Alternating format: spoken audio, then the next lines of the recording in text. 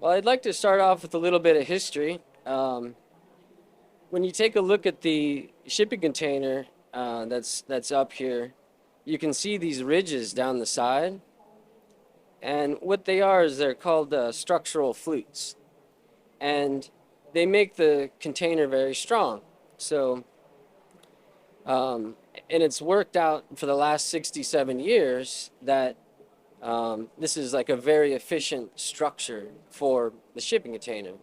And you can stack them like 11 high, um, on a boat. However, it's not very good for aerodynamics. So my invention is a skinned container, right? And so what we have here are container skins that smooth out the flutes.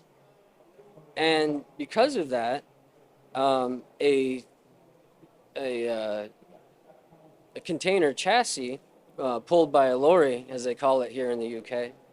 We're in semi trucks in the US, but can save about $10,000 annually. And that's based on 300 days of driving per year. Um, and we'll see here in just a moment how environmental this can be for a company. So, with a 5.2% fuel savings, that's where we get the $9,000 a year, or the annual savings, and it works out to 26 tons of carbon per year per chassis. So it's pretty remarkable. And the idea that the container is the foundation of global trade, this is quite interesting. It means all goods that move via container are are going to be able to benefit from this reduction in carbon. Um, and so, interestingly enough, Malcolm McLean, who invented the container, started in 1956. But it wasn't for another 9 years that the International Organization for Standards, created a standard. And the point I'm making here is it takes a while in logistics to make a change. Now, as the talk title goes for my copywriter, logistics is full of shit. And the idea here is that the headlines that we're primarily reading are regarding like new fuels, getting rid of the bunker fuels and that sort of thing. And this is a very, very good thing to do. But what's interesting in terms of the product that I've identified is that they missed the low-hanging fruit. Um, and and and so here, with the skin container, it can affect trucks or lorries. It can affect freight trains, and it can affect container ships. Now, the only study I've done in which these numbers are based on is for the lorries. The next couple studies that we'll do are for the freight train and the container ship. But it's pretty obvious that if you can save 5.2% with a truck, if you've got a container ship where they're stacked 10 high and, 1,200 feet long, and you have a stiff crosswind, that's a lot of drag. So this is the last slide. And so a little bit about the product. The intent is to send, or to ship rather, magnetically applied marine grade panels, which allows a customer to purchase some skins, assemble them on site, and then just magnetically place them on, which is the most efficient method that I've found so far. In the sense that they don't have to take the container out of commerce. They don't have to ship it to a shipping yard. They can just buy the panels and on their own time apply them. And then if they want decals and things like that, they can get those applied. So I think that kind of covers the basic products. But I was also thinking talking with people today at the booth,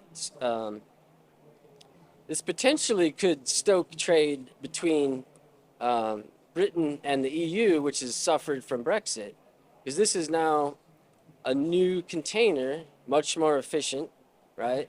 With a reduction in carbon. These are a couple of talking points wherein these two trading blocks, I guess you could say, would have a point of agreement.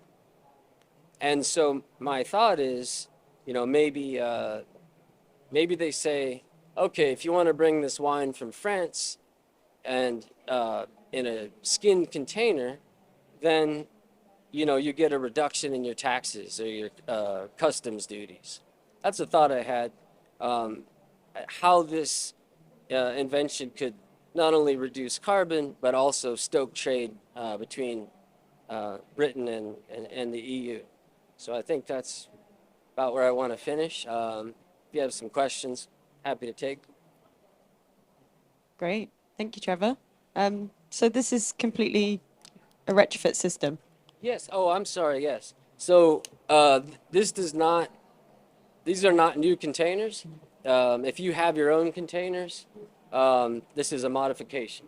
That's amazing, because Yeah. my first question was going to be, I'm pretty sure the whole of the shipping industry is modeled around these containers. Like, suggesting a change would be dramatic. So, yeah, that's amazing. That's another good point, is that there's no change in infrastructure, right? Because there's very thin panels, so they can still go down a cell guide on the ship. They can, it doesn't change anything like that. So.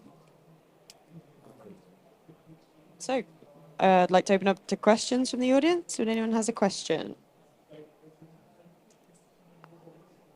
End of the day, it's tough. I've got one more. Okay. In terms of, I guess, do they degrade over time? What's the big risks to the magnets, the panels themselves? Yeah, how hard wearing are they? Oh, excellent. Yeah. Well, neodymium magnets are like lifetime, so I'm not worried about them. And this is a marine grade plastic that's already in use and proven. It's used on boats. It's recyclable also. So the only thing I could foresee is a forklift running in, breaking a panel. But here's the neat thing, if it's magnetic, they can just remove that panel, right? That'll be out of commission for a period of time till they can get a new panel. But it won't affect the rest of the panels. If it's damaged, they just send it to a recycle yard and put in a new panel. So it's deceptively simple, but the thing that's most interesting to me is how could so many billion-dollar shipping companies miss this over 67 years? Because in the patent search, I paid a very reputable firm, not one item on aerodynamics for shipping containers. And this is the foundation of global trade. It's truly hard to believe, but I'm thankful I found it. Congratulations on the patent. Yes. Two more questions from me, but if anyone wants to interject or throw their hand up, feel free. Up, this gentleman. Yes, of course. I think one of the concerns may be from the cargo insurers themselves, because then they're accustomed using the regular containers, which greatly reduces cargo damage claims. This is untested in that regard. Have you gotten any feedback from them? Could you? Cargo insurers. Oh, on insurance. Because most of your cargo has to be CIF, cost insurance freight. So you need to have insurance on the commodity inside. Yeah, there's a lot of things I don't know, and that's one of them.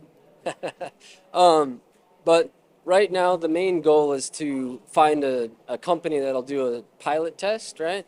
And with that, they'll get the glory of changing the container, you know? And our goal then is to, provide like a discount to them for being that first mover. Now, in terms of insurance and other things like that, those are other things we'll have to work through. I've tried in the U.S. I've already spoken to the EPA. I've already spoken to California Air Resources Board, and they did not move forward with a regulation or anything of that nature, which was kind of surprising to me. But I think that'll sort itself out at the right moment, you know. But I think foundationally, like it's a solid concept. But working through that stuff is, you know, just part of the work, creating something new. But I appreciate that. Any more questions? Well, Okay. I mean, thank you. yeah, that's time. Excellent. Thank you so much. Excellent.